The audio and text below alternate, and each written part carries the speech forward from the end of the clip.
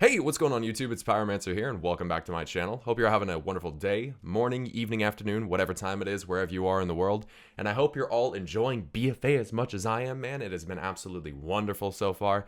And in today's video, we're going to be talking about one specific topic. What exactly is G'huun? Is G'huun an old god? A fake old god? That's the question we're going to be answering today. But before that, a quick message from our sponsor. Are you in the market for a new desk? Looking for something that could even improve your posture and circulation? Check out FlexiSpot. FlexiSpot makes wonderful sit-stand desks for a reasonable price. Most companies charge upwards of $1,000 for a solid desk, but FlexiSpot has a wide variety of risers, desks, and accessories that will improve your work life or gaming experience tenfold. Check out their products by tapping on the link in the description below. Thanks again to FlexiSpot. Let's get into it. So, G'huun, a real old god or a fake old god? Well, really quick, how do you constitute what is a real old god versus a fake or artificial old god? Well, as the story goes, the Void Lords, these monstrous entities composed of pure shadow magic that live seemingly in an alternate reality or dimension from us, in the Void, watch the Pantheon go around the Great Dark Beyond and order things and stride across the cosmos in their wondrous fashion, and they grew envious of the Titans, a strange emotion to affiliate with the Void. But regardless, the Void Lords, in order to combat these Titans, crafted these immense, horrific, blighted flesh beings from the Void, and then they threw them out into the cosmos, and they slammed into multiple worlds, trying to find a world that housed a world soul. Now, the Void Lords somehow, and I don't know how, but they came to realize that they could only manipulate a Titan that was still sleeping and had to be in a vulnerable state. They somehow fashioned these giant gods and flung them out there, and they unluckily managed to hit Azeroth. Now, that would constitute what an actual legit old god is. Your Yogg-Saron, your Cthulhu, your Y'Shaarj, your N'Zoth, right? Those are the legit old gods. But G'huun is a little bit different. See, G'huun wasn't crafted by these Void Lords and thrown out into the cosmos in such a manner. G'huun was a Titan creation.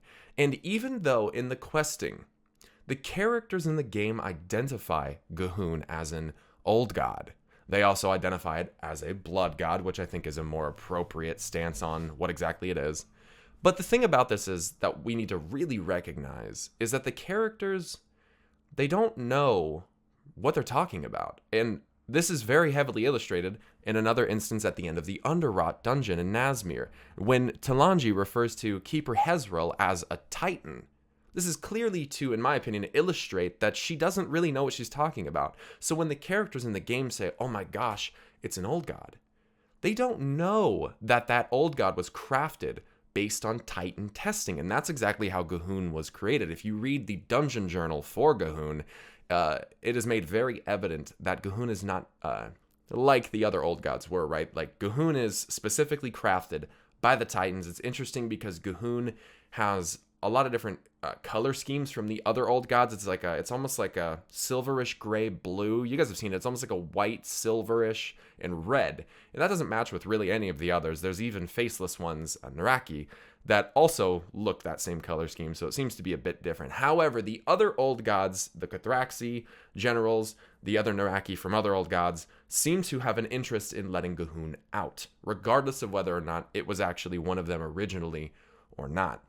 It's also really important that we recognize a couple things. While you're questing in Nazmir, you actually come to find out that all of these strange, weird undead that seem to be existing because of G'huun are wearing this Titan plate. It's like this golden armor, right? But why are they wearing that? Did they forge it out of Titan material that they found? Or was it specifically made because they were serving the Titans and used that same type of material for that? And we know that it's Titan plate because there's literally a quest that has you go around and retrieve it, and it's called Titan plating. On that note, those same undead that are wearing them are another reason why G'huun is not much like the other old gods. The other old gods, Yogg-Saron specifically, is known for the curse of flesh, right? The gift of mortality basically is what it is. As soon as you're turned to flesh, you're going to be immortal, you can die. The curse of flesh was never created to corrupt the Titan Forge. They were already susceptible to the whispers and mental torment of the old gods. It talks about that in Chronicle.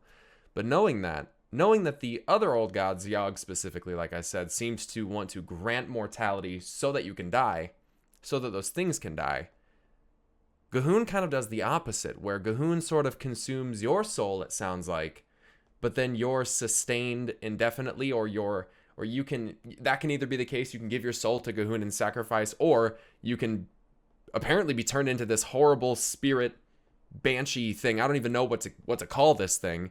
And then when you kill it, it's literally like, thank you, like, thanks for setting me free. Like, it was bound that way, and this is totally not normal, and Bwonsamdi does not like it. Honestly, what could have happened is these trolls could have been infected with whatever it was that G'huun had, and so in order to purge that infection, as what happens in the mother scenario in Uldir, they burn the flesh off. They completely sear the flesh away and then take the soul of the troll and bind it into these spectral warrior things. Like, could it be possible that the Titans or whoever was working in Uldir literally did this to them? Like, I know that it's supposedly like G'huun, but this seems a little bit beyond the scope of something like that. You know what I mean? Like, it's hard to compare these, which are like metallic ridden souls, and comparing those to something that G'huun would make. It's just very strange. Now, how exactly did G'huun get created? Did they test on another old god? Did they test on old god followers? What exactly was it? I don't think that they necessarily crafted him or it out of a tentacle of another old god or anything. I think that, and you'll see this more in Uldir, I think that it's more about the blood. It's more about the actual essence of what the being is, that which is sort of tied to the soul. And I do believe blood and soul do go very, very hand in hand to a certain regard. But I believe that they probably tested either out of blood from something, potentially Yasharaj's blood, because when Yasharaj was ripped out by Aman'Thul, it was shredded into a bunch of different pieces, the largest intact piece of which was the heart, which was actually taken by Ra-Den, who would have also been down there in that same relative area. See, Ra-Den grabbed Yasharaj's heart on the way down to Uldum, and then he had it until he decided to lock it away in a vault in an area known now as the Vale of Eternal Blossoms. But that means that Ra had the thing the whole damn time, and Ra and the Mogu clearly had some type of flesh shaping going on. This is very evident in Throne of Thunder. This was very evident with what the engine of Nalak Shah was supposed to be. Another tool, according to Chronicle, that was used for flesh shaping. And with that all being said, I don't think that it's completely unlikely that Ra, the Mogu, which we're now seeing prevalent in BFA, and potentially even some of these special Zandalari trolls, could have actually been a part of that whole scenario of crafting G'huun, or at least, being related to it in some manner. Now, one thing that I want to mention is that Zul, as you guys quest to the Horde side, you'll realize Zul and the other blood trolls keep referring to the sacrificial ways as the old ways. And this kind of puts on this idea of, well, does that mean that the trolls used to do this? Like, this was the regular for them back then, the old ways of blood and sacrifice and consuming your Loa and all sorts of crazy shit. Is this actually how trolls used to be? Because if you read into it more, you read about King Dazar, and that's why it's called Dazar Alor, the main city. King Dazar was the first king that led the trolls out of the muck, led them out of the mires, and built a city of gold, right?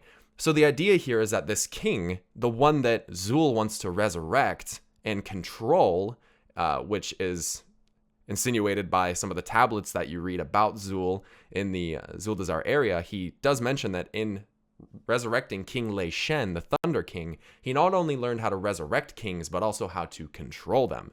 So Zul was going to do this with Dazar, but the thing about Dazar is that he led them out of the old ways. So I think that what Zul was trying to do is bring back a highly beloved king and then use him as a pawn in order to get all the other Zandalari to rally behind him in the old ways and then follow G'huun. And I just also want to point out that both King Dazar and Rastakhan's garbs are kind of based on what looks like Hakkar. It's the same color scheme and same kind of thematic design through all of it.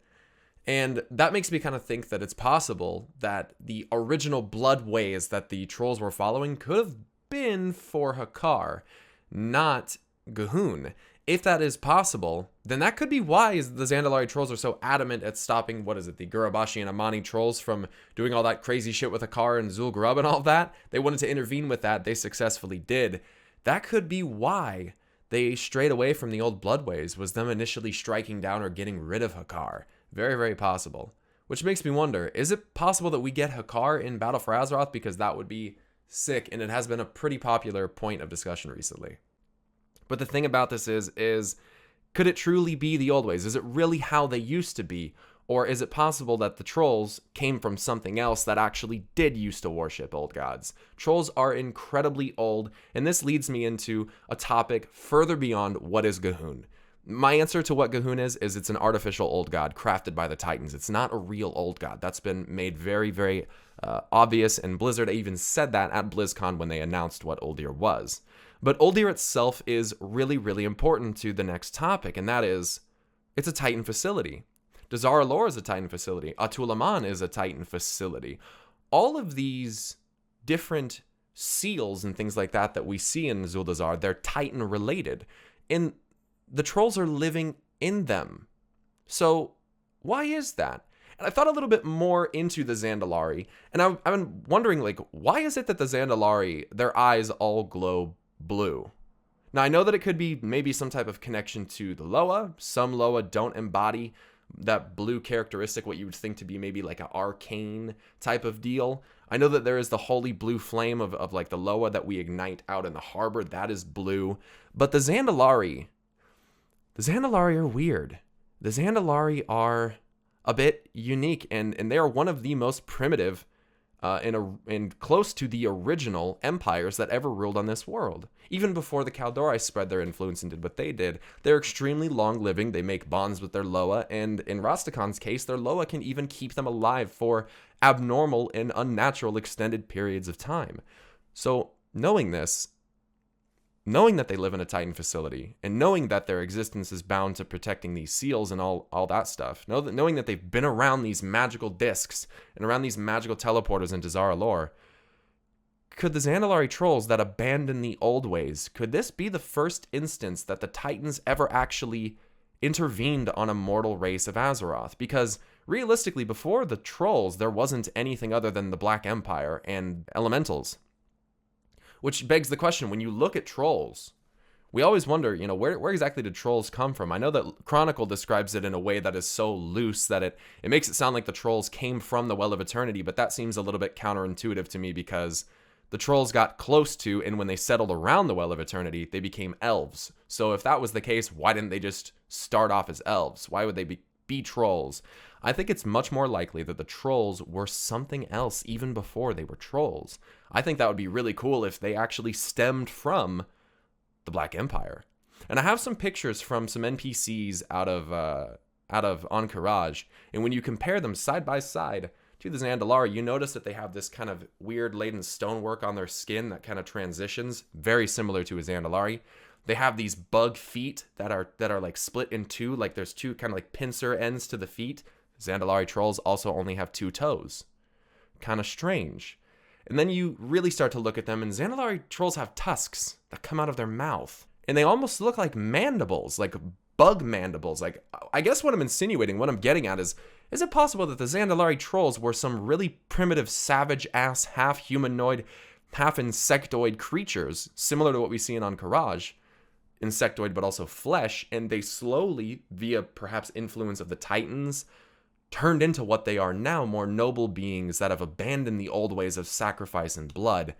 What changed? Why did that happen? And so I think it's very possible that this could be one of, if not the ground zero, for the Titans on Azeroth in actually intervening with a mortal race. And just another thing that makes me think that Uldir could be one of their first ever facilities is how fucking different it looks from all of the other ones. And especially how robotic the keepers are. When you think about some of the keepers like, I don't know, Loken or Freya or Thorim or Odin, they're very animated. They have emotion, they have feelings, which is interesting. But at the same time, these ones in Uldir are super robotic. Keeper Hezrel is insanely robotic and doesn't even seem to be able to function without like a memory core and a memory matrix. And, it's much more like a computer. And Mother, which is a boss in Uldir, is very similar in that regard. They're just incredibly basic robots, which leads me to two options. They were either crafted by someone like Ra-Den, and that's why they're more basic, or the Titans that crafted them, they were like relatively new to crafting this. But I just don't really get why there's such a strong and insane variance between all the different types of keepers, the different architectures. Maybe it's for the zone theme or something, but you have Uldum, which is totally different. Ahn'Qiraj is like nothing else we've ever seen. Uldir is different. The end of the Path of the Titans, which should be Ulduar, is totally different. It's just really strange how there's so many different designs for Titan facilities, and this seems to be one of the most primitive and basic designs that we've seen out of any of them. Once you get into the raid, you're going to see even more why. Like, what they had set up was not working very well. And hell, in the game itself, there even seems to be like this weird path that the Titans could have actually taken. And in fact, in Northrend, there's literally an area next to Wyrmrest Temple called Path of the Titans. Now, when you go down here to Kalimdor and you go to Uldum at the Forge of Origination, there is this like landing that goes off like into the sea, almost like a walkway. Now, if you go over to the east to Pandaria, you obviously know that the Titans came here because they had Titan vaults here in the Vale of Eternal Blossoms and up in Kunlai's Summit. We know they were over here as well, and this is where the wild gods known as Chi-Ji, Zuen, Yulan, and Niuzao reside. So we know that they're all down there. So the Titans created those, right? They must have been there at some point or another. Then if you keep going, it looks as though they go north to Zandalar, the area where Nazmir is, the Heart of Darkness, and all of these Titan facilities are. And then there is another pathway that heads up here to the east. Now it does head up, and I'm standing on it, it does head up the direction to right where N'Zoth's prison would be, by the way. They must have at some point taken a detour over to Eastern Kingdoms because there are Titan-related things over here as well. But if you go north into the Broken Isles, you have the Broken Shore, which had the Temple of Elune, which had a Titan facility under it. North of that, you have the Halls of Valor and Agrimar's Vault and Deathwing's Lair, or Neltharion's Lair as we know it. And then Val'Sharah, which has Shaladrasil, a world tree that I don't think we even know like when it was planted. We just know it was planted pre-Sundering because the boss in there, I believe it's Oakheart or Gnarlwood, I don't remember exactly what it's called, but the boss is literally described as having existed and lived and seen the Sundering, which means that this tree was planted pre-Sundering, which means that this tree was actually planted pre-Nordrasil, which kind of makes Chronicle a bit weird. Anyway, the fact is that if you keep looking up north, back to Dragonblight, there is the path continuing up there to Wyrmrest Temple, from where they continued north up into Storm Peaks and settled in Ulduar, where Yogg-Saron was imprisoned. So it's almost like they started over by Cthulhu, in the most basic, you know, you have your like Egyptian, like this is the original, the sun and the moon, you know what I mean? Super, super old. Then you kind of go over into also an area that is obviously Pandaria and Zandalar that are both really old in style as well. You have the kind of the tribal, so I don't like, there's a lot of different options, right? Like with Zandalar, their architecture looks, you know, like Mayan or Aztecian or something like that, right? You have Pandaria where it's like super, super old, kind of like traditional, like Oriental style, right? Then you go up into these different areas like Northrend, and it's much more like Olympian. It's completely different. Like, it's almost like you get to see it change as you go and like evolve into the same way that like time would have gone, like for human history. It's really fucking weird. And when you think about it, going from the constructs that we see in Uldum, like they are super basic. Half of them don't even talk. Like there's no speaking. They are just giants that do whatever it is that they're meant to do. When you go over here into Zandalar, they're like very robotic kind of. They speak, but it's in a very robotic way. It requires like all their cores, as I mentioned before. You go up here north more into Northrend to where like the area where they would have been when they were likely finishing or getting close to finishing the Ordering of Azeroth. And these are like the most complex keepers. Like they talk, they have emotions, they have the most robust facility. It's absolutely insane how different the Titan architecture is. Part of me has to wonder, did the Titans also change during this journey? Were the Titans inhabiting the Keepers in order to do this? Why is it called the Path of the Titans? You know what I mean? We know that the Titans are huge. So knowing that, did they shrink themselves down to size to walk on the plane of Azeroth? Or Did they just inhabit their keepers? How did this work? I'm curious to know your guys' thoughts and about this weird kind of path that it seems like they might have taken, you know, like kind of through here. Maybe they had like an offshoot where they went over to EK for whatever reason, come back, you know what I mean, up through Broken Isles to Northrend. I'm just very curious to hear what you guys have to say. So let me know about that in the comment section down below. According to what we saw in the heart of the chamber, the Azeroth heart chamber, that malfunctioning maiden of vitality in there, she does say things about some other Titan facilities, Uldazi, Uldoris. So it makes you wonder, do those actually exist? Where are they? What secrets could those Titan vaults be hiding? But I think that could be a topic for another day. So I'd love to know what you guys think in the comments section down below. What do you think about what G'huun is? Old God or not old God?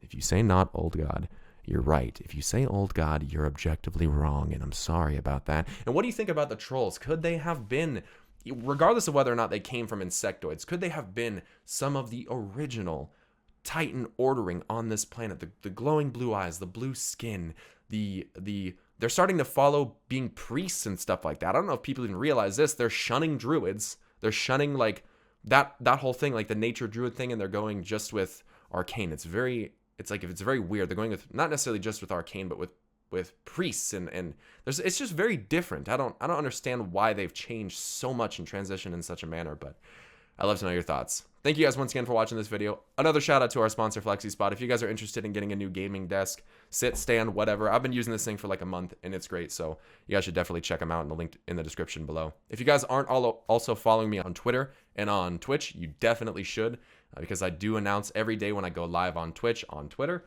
And what the hell, man, just come and hang out, say what's up. Maybe I'll have a good time. We'll see. But that's all.